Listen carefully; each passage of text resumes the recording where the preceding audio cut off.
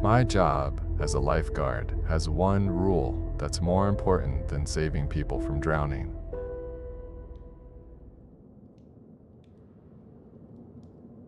The first body I had to pull from the water wasn't drowned. He was just empty. That probably doesn't make sense. Let me back up. If you want to understand, you have to know how to get here. You'll drive north on the coast highway, way past any town you've ever heard of, until you see a kid standing by the road. There's always a kid. Sometimes a boy, sometimes a girl, never older than 10. They'll be holding a wicker basket full of what look like deep purple berries. There's no sign, just the kid. They'll smile at you, a perfect white smile, and they won't blink. Don't stop. For the love of God, do not buy the fucking berries. Just past them, you'll see a dirt track that vanishes into the trees. It won't look like a road. Your GPS will scream at you, a garbled, frantic mess of digital noise, telling you to make a U-turn. Ignore it. The road only exists when you're on it. From there, it gets worse. Keep your windows up. The air gets thick, smells like pine and something metallic like old blood. You'll start to hear whispers. They'll sound like your dad, your sister, your best friend. Then it'll be your own voice, whispering secrets you've never told anyone. You might see things in your peripheral vision, pale faces peering between the ancient trees. Don't look. Just keep driving. Don't stop if you see someone broken down. Don't stop for anything. Eventually, the trees will break, and you'll think you're insane. Because, there it is. Whisperwood Springs. Public pool. Not some murky pond. I'm talking a crystal clear, chlorinated public pool with a paved lot, bright yellow umbrellas, and the faint smell of sunscreen hanging in the air. My name is Jory. I'm the guy in the tall red chair. It's technically part of a state park, but it's an island. Miles from any trail, campground, or ranger station. It's a perfect, manicured slice of suburbia dropped into the goddamn twilight zone. And it's open year-round. I grew up poor, and my mom used to bring me here in the dead of winter. It could be a full-on blizzard just outside the chain-link fence, but inside, the air is always a perfect, balmy 80 degrees. I used to think they had one hell of a heating system. Now I know better. The pool itself is weird. It has a shallow end and a deep end, but they don't always stay put. First thing every morning, we have to check. Sid, my manager, tosses a weighted ring in to see where it lands. If the deep ends move to the wrong side, we have to lock down the diving board. A lifeguard trainee forgot to check once, years ago. Some rich guy did a swan dive into what he thought was 12 feet of water. It was 12 inches. His wife tried to sue, but the case got thrown out. It's hard to explain a migrating deep end to a judge. The main building is L-shaped, housing the locker rooms, a front desk, and the boss's office. Then there's the boiler room.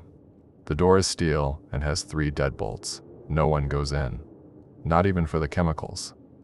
Sid thinks something lives in there. Last week, I was hosing down the deck near the ventilation grate and I heard something. A low, wet scraping sound from inside. And I saw 2 points of light in the darkness, glowing like hot embers. They weren't reflecting the sun. They were making their own light. When the pH levels go weird, we just run a hose into the pool from a spigot on the wall until the test strip turns the right color. There's also a small playground off to the side for the kids. The brochure calls it the dry zone. What the brochure doesn't say is that if you go through the plastic crawl tube, a child's voice will whisper right in your ear. Ready or not, here I come. Then it starts counting down from 20.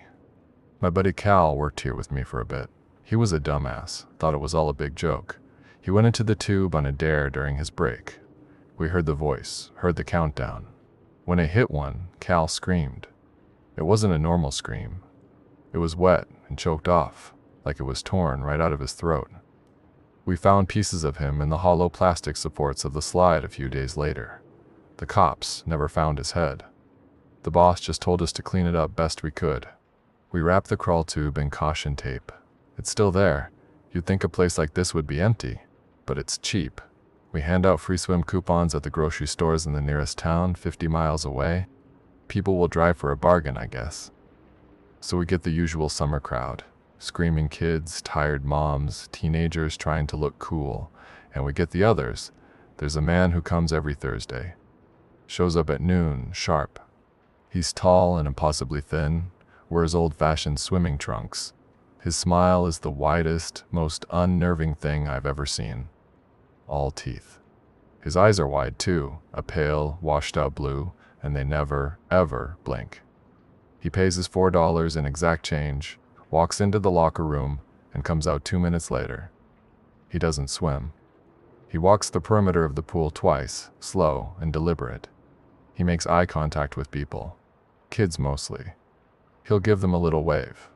Then he climbs the ladder to the high dive. He bounces once, twice, a third time, and executes a perfect, flawless dive. He enters the water without a splash. And he never comes back up. He just lies on the bottom of the deep end, face down, perfectly still. That fucking smile is still on his face. I swear you can see it shimmering through the water. The first time I saw it, I blew my whistle so hard I thought my lungs would collapse. I was halfway out of my chair before Sid grabbed my arm. His grip was like iron. "Leave him," he'd hissed. "He's fine." Later, in the closet we call a break room, he told me. The Grinning Man does that every week. He'll be gone by morning. I didn't believe him. When we closed up, I could still see his shape at the bottom of the pool, a dark silhouette against the white plaster, his limbs swaying gently with the filter current. The next morning he was gone. And the next Thursday, there he was, standing at the front desk with his $4. The regulars know. They don't even look. But sometimes a tourist will see him and panic. We just tell them it's fine and point to the rules. Rule 12. Do not approach or attempt to assist the Grinning Man. A few weeks ago, some college swim team jock was here showing off. He saw the Grinning Man's whole routine. We were busy with a kid who'd scraped his knee. The next thing we knew, the jock was gone. Sid and I found him at the bottom of the pool. He drowned. The Grinning Man was right next to him, one of his long, pale hands wrapped tight around the kid's ankle. We had to pull the body up. I'll never forget the struggle, trying to pry those spidery fingers off the kid's leg. It was like trying to bend steel. When we finally got him loose, the Grinning Man didn't move, just drifted there, smiling. Most pools have one sign with a few rules. We have 2 entire walls covered in them, small print. And at the bottom, an asterisk says, "The complete list is available at the front desk." It's a 3-ring binder, and it's full. Rules like the locker rooms must be locked from the outside between 3 a.m. and 3:15 a.m. And after every 4th child uses the slide, a bucket of salt water must be poured down the chute. I learned about that last one the hard way. I was new, still learning the ropes. I was manning the slide, and I'd lost count. A 5th kid, a little girl with pigtails, scrambled past me up the ladder. I yelled for her to wait, but she just laughed and launched herself down. She never came out. There was no splash, no sound at all, just gone. The parents went ballistic. Police came, investigators, the whole 9 yards. But there was nothing. No evidence of foul play. She just vanished inside a 20-foot piece of yellow plastic. I think about her a lot. I heard a sound, right as she should have come out the bottom. A soft, wet, tearing noise. And for a second, the air smelled like the ocean. Our boss is a ghost. He's in his office every day. We hear him typing, but we never see him. He uses an old intercom system to talk to us. Our paychecks just appear on the front desk every other Friday. He could be a super intelligent golden retriever for all I know. He's just a voice. A calm, flat voice that makes new rules. Take what happened on the 4th of July. The place was a zoo. Absolutely packed. The air was so thick with the haze of sunscreen and chlorine, it was hard to breathe. I was on the chair, scanning the chaos, my head pounding. I checked my watch. 2:59 p.m. At 3:00 p.m. exactly, the sound just stopped. 1 second, it was a wall of noise, kids screaming, music blaring. The next, dead silence. The kind of silence that's so total it feels like pressure on your eardrums. I looked at the pool. Every single person, maybe 100 of them, had stopped what they were doing. They all turned, slowly, to face the deep end. No one spoke, no one panicked. They just walked. In single file, they walked to the edge of the pool and stepped in, one after another, without making a ripple. They submerged themselves and didn't come back up. The water turned murky, a milky gray color, for about 10 seconds. Then it was crystal clear again, and the pool was empty. I looked at Sid, who was standing by the fence, just staring. He didn't look surprised. He just looked tired. He caught my eye and gave a little shrug.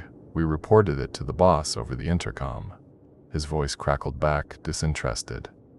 They probably went home early for the fireworks. I should have quit then. I know I should have.